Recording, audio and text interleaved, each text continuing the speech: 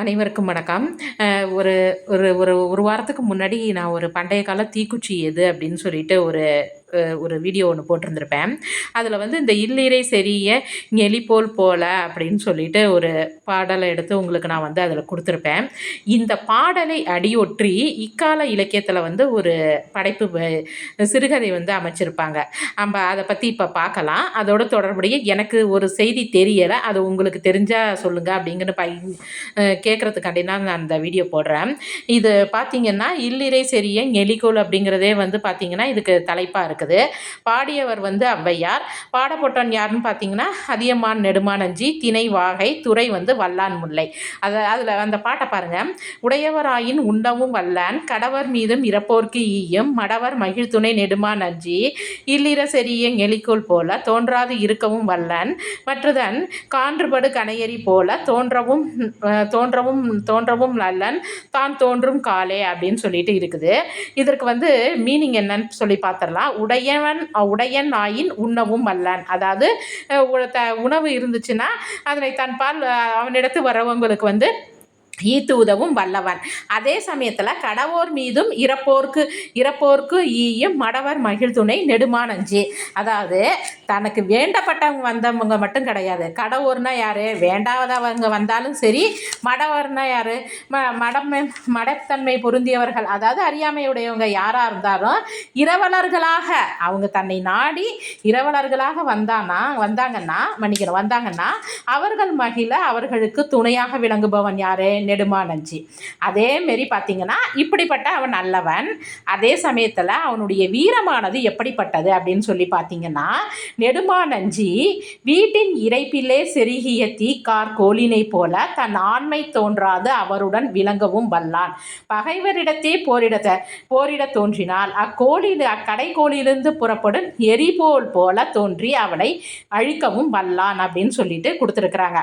அதாவது இந்த மாரி அவங்களுக்கு இரக்க குணமுடையவங்களாக இருக்கிறான். அதே சமயத்தில் அவனுடைய ஆண்மை எப்படிப்பட்டது, அதாவது இந்த இடத்துல வீரம் எப்படிப்பட்டதுன்னா, அந்த வீட்டில் சொருகி வச்சிருக்கிற அந்த தீக்கடைக்கோள் போல அவனுடைய வீரமானது ஒளிந்திருக்கும். அதே சமயத்தில் பகைவர்கள் அவங்க மேலே போர் தொடுக்க வந்தாங்கன்னா அவனுடைய வீரமானது இந்த நெருப்பு மாரி வெளிப்பட்டு அவங்களை வந்து அழித்து விடும் அப்படிங்கிறது தான் இந்த சங்க இலக்கிய பாடலுடைய பொருண்மையாக இருக்குது. இதே மாதிரி பார்த்தீங்கன்னா, செம்பருத்தி அப்படிங்கிற ஒரு சிறுகதை. இந்த சிறுகதையில் பார்த்தீங்கன்னா, இக்கால இலக்கியமாக அந்த இலக்கியத்தை வந்து வடிவமைச்சிருப்பாங்க. ஒரு பெண்ணானவள் இருப்பா. அவர்களுடைய தந்தை வந்து பார்த்தீங்கன்னா, இராணுவத்தில் வந்து ஒரு உயர் பதவியில் வந்து இருப்பாங்க. அப்போ உயர் பதவியில் இருக்கும்போது இந்த பெண்ணானவள் வந்து என்ன பண்ணுவான்னா, ஒரு கருப்பின இளைஞனை வந்து காதலிப்பா. அப்போ காதலிக்கும் போது வந்து என்ன பண்ணுவா, தன்னுடைய தந்தைகிட்ட கூட்டி வந்து, நான் இந்த இளைஞனை வந்து காதலிக்கிறேன் அப்படின்னு சொல்லும்போது, அந்த மேஜர்னு வச்சுக்கலாமே, அந்த இராணுவ வீரருக்கு வந்து அந்த பையனை வந்து சுத்தமாக பிடிக்காது.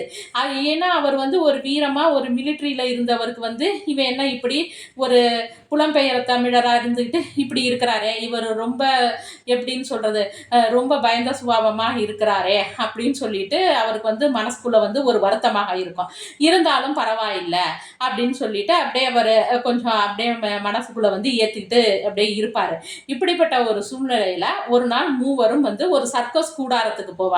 யாராருன்னா இந்த மேஜர், அவருடைய மகள், அந்த இளைஞன், அந்த கருப்பின இளைஞன், 3 பேரும் வந்து என்ன பண்ணுவாங்கன்னா, அந்த கூடாரத்துக்கு ஒரு நாள் சர்க்கஸ்க்கு வந்து போவாங்க.